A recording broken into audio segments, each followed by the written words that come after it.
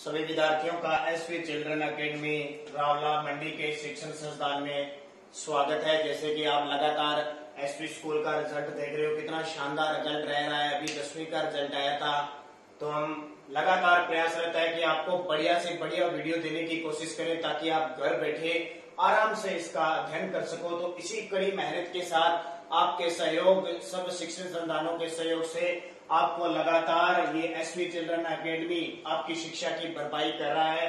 तो हम बात करें कक्षा 9 और विषय सामाजिक विज्ञान की। सामाजिक विज्ञान अध्याय दूसरा चल रहा है और इस सामाजिक विज्ञान की किताब में, इस बुक में आपका विश्व का इतिहास दिया हुआ है। विषय अपने पढ़ते हैं ना, राजस्थान का इतिहास, भारत का इतिहास, वैसे विश्व का इतिहास भी था। और इस पाठ का नाम है यूरोप में समाजवाद व रूसी क्रांति। यूरोप में समाजवाद व रूसी क्रांति इस पाठ का नाम है। कैसे यूरोप में समाजवाद पनपा, पार्ट नंबर 4 लेके आए। पार्ट नंबर 4 की बात करेंगे। फिर आगे हम बात करेंगे रूस में क्रांति कैसे हुई। जैसे फ्रांस में क्रांति हुई थी, सेम उसी प्रक्रिया से रूस में क्रांति हुई थी, उसकी प्रक्रिया भी हमें इसमें पढ़ेंगे। तो देखो, बात आती है यूरोप में समाजवाद का आना। जैसे ही फ्रांस में क्रांति हुई, पूरे यूरोप के अंदर धीरे धीरे क्या हुआ, समाजवाद का उदय हुआ, एक संगठन का उदय हुआ। अब देखिए, बात आती है 19वीं सदी के मध्य तक। 19वीं सदी का मतलब, अब आपसे पूछे कौन सी सदी चल रही है, तो आप क्या बताओगे? अब 21वीं सदी चल रही है। कौन सी सदी? 21वीं सदी चल रही है। 19वीं सदी का मतलब हो गया एक पीछे 1800 कुछ की बात कर रहा है। मध्य का मतलब हो सकता है 1850 की बात कर रहा हो, 1870 की बात कर रहा हो, वो मध्य हो गया। तो 19वीं सदी के मध्य तक यूरोप में समाजवाद एक जाना पहचाना विचार था। जाना पहचाना का मतलब इस क्रांति की शुरुआत हो चुकी थी, इस समाजवाद की पहले भी चर्चा हो चुकी थी, इसलिए जाना पहचाना विचार था। समाजवादी निजी संपत्ति के विरोधी थे। समाज के ये समाजवादी का मतलब क्या था? सारे लोग समाज में रहना चाहिए, सबको बराबर अधिकार होना चाहिए, बराबर सबको क्या मिलनी चाहिए? संपत्ति मिलनी चाहिए। इसलिए ये क्या कहते हैं कि किसी एक व्यक्ति के पास खूब सारी संपत्ति नहीं होनी चाहिए, वो भी नहीं होना चाहिए, उसको बांट के रखना चाहिए। तो संपत्ति के वो विरोधी थे भी, एक को नहीं रखा जाएगा, सब समाज मिलकर काम करेगा, सब व्यक्तियों के उत्थान के लिए काम किया जाएगा। कुछ समाजवादियों को कोऑपरेटिव यानी सामूहिक उद्यम के विचार में दिलचस्पी थी। आ जाता है ना, सहकारी बैंक का आपने नाम सुनेंगे। तो कुछ समाजवादी कहते हैं कि सबको सामूहिक उद्यम के विचार में दिलचस्पी होनी चाहिए, यानी समाज में किसी व्यक्ति को आगे बढ़ाना है तो उसको आर्थिक सहायता देनी चाहिए मिलजुल के। मान लो आज एक गरीब व्यक्ति है, बाकी कुछ अमीर है, तो वो सारे मिलकर उसको क्या दें? सहायता दें। तो वो क्या होता है? सामूहिक उद्यमी, यानी एक व्यक्ति को ऊपर बढ़ाने के लिए, उसके समाज को विकसित करने के लिए सभी को मिलकर काम करना पड़ेगा। इंग्लैंड के उद्योगपति, इंग्लैंड के जाने माने उद्योगपति है रॉबर्ट ओवेन, जिनका जन्म 1771 में हुआ था और इनकी मृत्यु 1858 में। जन्म है 1771, मृत्यु 1858 में। ने इंडियाना अमेरिका में एक नया समन्वय के नाम से एक नए तरह के समुदाय की रचना के प्रयास किए। यानी ये रॉबर्ट ओवेन ने क्या किया कि इसने अमेरिका के अंदर इंडियाना में एक नया समन्वय नाम का एक संगठन बनाया, समूह बनाया, एक नए तरह का समुदाय की रचना के इसने प्रयास किए थे। भी जो लोग निम्न तबके के हैं, जिनके पास भूमि नहीं है, पैसा नहीं है, वो क्या करेंगे? बाकी लोग मिलकर उन्हें क्या देंगे? वो सहायता देंगे, एक समूह बनाएंगे, एक समाज बनाएंगे और समाज को आगे बढ़ाएंगे। ये बात इन्होंने कोशिश की। फ्रांस में लुई ब्लांक, जिनका जन्म 1813 में हुआ था और मृत्यु 1882, चाहते थे कि फ्रांस में लुई ब्लांक क्या चाहते थे कि सरकार पूंजीवादी उद्यमों की जगह सामूहिक उद्यमों को बढ़ावा दे। इन्होंने कहा कि सरकार जो होगी वो अकेले पैसे वालों की, पूंजी का मतलब क्या होता है? पैसा, जिसके पास पैसा ज्यादा होता है वो लोग उद्यमी सामूहिक। उसने कहा कि सरकार पूंजीवादी उद्यमों की जगह कौन सी होनी चाहिए, सामूहिक उद्यमी यानी समाज वाली होनी चाहिए, न कि जिसके पास पैसे हैं वो सरकार बनाए, वो सरकार में रहे, वो देश का भला करे। नहीं, इसने कह दिया कि लुई ब्लांक क्या कहता है कि सामूहिक उद्यमी को बढ़ावा दे, सारे लोग समाज में सम्मिलित होने चाहिए, सबको अधिकार होना चाहिए। ये बात कार्ल मार्क्स, ये व्यक्ति बहुत ही कह सकते हैं कि पूंजीवादी का विरोधी था, ये पैसे का विरोधी था कि पैसा एक व्यक्ति के पास नहीं होना चाहिए।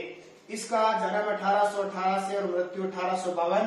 और एक थे फ्रेडरिक एंगल्स, जिनका जन्म 1820 में हुआ था और 1895 तक रहे थे, ने इस दिशा में नए तर्क पेश कर दिए, समाजवाद के लिए नया तर्क, नया इन्होंने एक सिस्टम बताया कि ऐसे होना चाहिए समाज के अंदर, फिर समाज जाके बढ़ेगा। कि औद्योगिक समाज पूंजीवादी समाज है, यानी उद्योग धंधों वाला जो समाज है वो कैसा समाज है, पूंजीवादी। क्योंकि मान लो एक उद्योग स्थापित कर लिया, वहां का सेठ है, उसके पास खूब पैसा है कि नहीं है, उसी के पास जाता रहता है वो पैसा। जैसे आज हमारे भारत में जियो चल रही है ना, जियो से बड़े मुकेश अंबानी है, इतने बड़े उद्योगपति है, पैसा होता ही जा रहा है, विश्व में भी अमीर होते जा रहे हैं। तो ये क्या होता है कि औद्योगिक जो समाज होता है उसे पूंजीवादी समाज कहते हैं, जो कि पैसे की बात होती है। फैक्ट्रियों में लगी पूंजी पर पूंजीपतियों का स्वामित्व होता है, फैक्ट्रियां लगी होती है उसमें पूंजी किसका होता है, पूंजीपतियों का। और पूंजीपतियों का मुनाफा मजदूरों की मेहनत से पैदा होता है, मुनाफा किससे होता है, मजदूरों की मेहनत से होता है। अब देखो एक आपको बात बताता हूं मैं, ठीक है, कार्ल मार्क्स क्या कहता है। अब देखो इसने कहा ना पूंजीपतियों का स्वामित्व और पूंजीपतियों का मुनाफा मजदूरों की मेहनत से पैदा होता है। मान लो ये पेन है आपका, ये बताया तो ये पेन है, ये किसी उद्योग में बना, आज इसकी कीमत है 20 रुपए बाजार में। इस उद्योग में मशीनें चली और प्लस इसमें मजदूर लगा ना, और ये उद्योग है किसका, एक उद्योगपति का, पूंजीवादी का, जिसके पास पैसा था, उसने छोटा सा पहले एक मार्कर बनाया, फिर एक डब्बा बना दिया, फिर एक कार्टून बना दिया। अब देखो पूंजीवादियों में होता है क्या, 20 रुपए का पेन बाजार में बेचता है, ये जब बनता है तो इसकी कीमत होती है 10 रुपए, फिर भी अगली बाजार में जाता है 2 रुपए बढ़ जाती है, 2 रुपए बढ़ जाती है, ऐसे कर करके 10 रुपए में से जो मजदूर जिसने इसको बनाया है उसको 10 में से कितना रुपया मिलता है, 1 रुपया। 10 में से 1 रुपया मिलता है, बाकी 9 रुपए किसके खाते में जाते हैं, उद्योगपतियों के खाते में। देखो ये मैंने ये बताया, पूंजीपतियों का मुनाफा मजदूरों की मेहनत से पैदा होता है। अब मजदूर ने मेहनत की और लास्ट में जाके इसके 20 रुपए मिले, और उस मजदूर को कितने मिले, 1 रुपया। 1 रुपया मिला तो ताकतवर पैसा किसके पास हो गया, उद्योगपति के पास हुआ कि नहीं हुआ, ठीक है। तो इसने कहा कि पूंजीपति होते हैं वो गरीब लोगों का शोषण करते हैं। कौन कहता है, मार्क्स कहता है। कर दिया ना, 20 रुपए का पेन में से मजदूर को 1 रुपए मिलता है, तो ये कार्ल मार्क्स कहता है।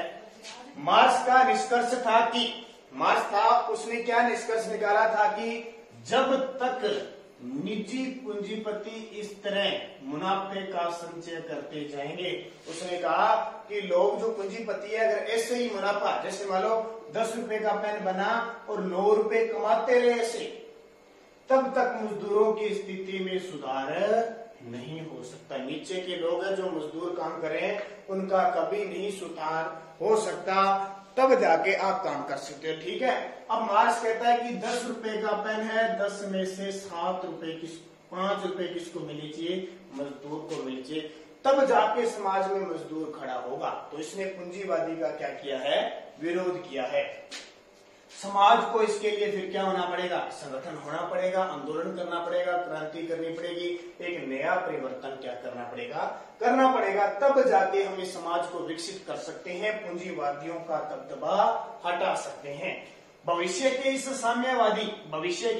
समाज साम्यवादी जिसको कम्युनिस्ट समाज का नाम दिया गया। समाजवाद से धीरे धीरे क्या हो गया, नाम क्या हो गया, साम्यवादी या कम्युनिस्ट समाज का नाम दे दिया गया। आज जो चीन हमारा देश है ना, उसमें किस प्रकार का चलता है, साम्यवादी का। हमारे भारत में कैसी सरकार चलती है, साम्यवादी, समाजवाद और पूंजीवाद दोनों ही चलती है। हमारे भारत में साम्यवाद और समाजवाद, ये जो पूंजीवादी है, ये दोनों ही चलती है। बल्कि चीन है ना, चीन है हमारा देश, उसमें ये चलती है। अमेरिका के अंदर पूंजीवादी चलती है। मार्क्स को विश्वास था कि पूंजीपतियों के साथ होने वाले, मार्क्स को विश्वास था कि पूंजीपतियों के साथ होने वाले संघर्ष में जीत मजदूरों की होगी। उसने कह दिया कि समाज भी बढ़ेगा, पूंजीपति भी कम होंगे, और क्या होगा, अगर इसमें संघर्ष में जीत किसकी होगी, मजदूरों की होगी, मजदूरों को उनका हक मिलेगा। उनकी राय में कम्युनिस्ट समाज ही भविष्य का समाज होगा।